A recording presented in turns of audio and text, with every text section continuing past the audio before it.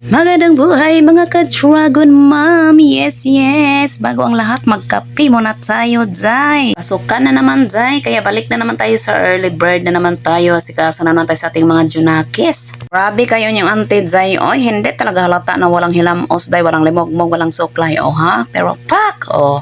Early bird talaga siya nag-watch out sa kanyang motor, dzai, kaya hindi nakanais-nais ang itsura, dzai. So, dito naman tayo sa labas ng bahay, dzai, no? Tingnan nyo naman, dzai, ang aming tanim, dzai, na wala nang walang panamilit, dzai, kasi tinanggal ng mga naglilinis sa taga-barangay, dzai, ginuo ko. Sayang talaga ang aking silid, dzai, labuyo, dzai, no? At saka ito na lang talaga natira ang talbos, dzai, oh, Diyos ko, ilang piraso na lang talaga, dzai, oy. Tapos yung okra doon sa dulo, dzai, yan na lang talaga kasi naglinis na sila sa karsada. So, ayan na, nawala na ng tanim natin. Wala na tayong magawa kay maglilinis man sila, dzai. Oh, yes. Oh, sa kabila, dzai, buti hindi nila tinanggal, hindi man yan nila tanggalin yan, dzai. Yes, dahil nag-aisip tayo na kung ano natin gawin for today. Yes, magikupigo pa na tayo ng kape, dzai. Siyempre, kapag kailangan natin mainitan ng ating tiyan para hindi tayo bumubuga ng apoy. And yes, dahil before anything else, English na po ng inyong auntie, dzai. Ginoo ko. Yes, for today's video, dzai, ay guwapa kay itong kaldo, dzai. Hindi bungi, dzai, at may kubtanan talaga siya, dzai. Magsaing muna tayo, dzai, kay mukhang natilok nila ang sahap ang ating kanin, dzai. Walang laman ang ating kaldero, no? So, hugasin muna natin yan, Diyos ko. Hindi pwedeng natin hugasin yan.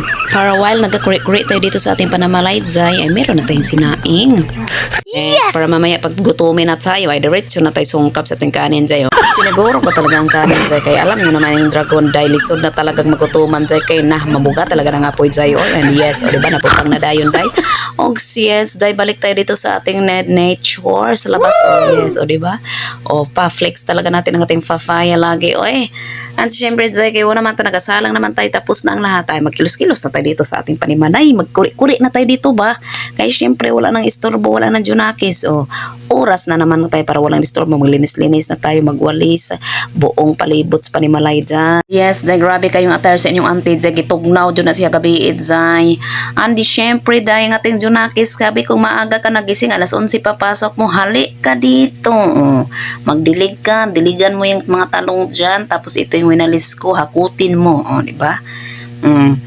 Kontra gusto talaga yan siya, dzai. Masama talagang kanyang loob, Vince. Pinautusan ko man yan siya, dzai. So, dire-dire, maghakot ka dito. Ay, wala na siyang patumping topek. Dahil kuha na siya diretso sa balde o sa dashboard. Agaw, lagi mawalop, lagi diretso. Kapalo na mamuga na tagapoy na. Mapaso, lagi bugahan, lagi na ulit. Right karon.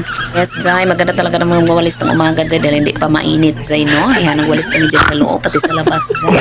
Dumarami na ang mga ferang nahulog, dzai. Ginoo ko, kung fera pa lang itong nahulog, dzai, ay wala, millionaire yan ako, dzai.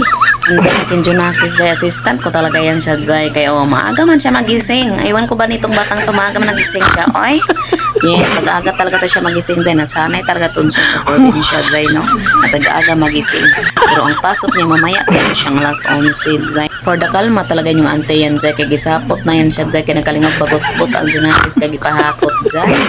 So, nagkalma-kalma lang gadyo ko dihang rapita, dzai. Pero kalamay lang gadyo ilaparo sa silhid, dzai. O, ziva dahil, nindot kayo tingnan og hinlo, no? And that's it for today's video. Kaya mag-asikaso sa kong pamahaw.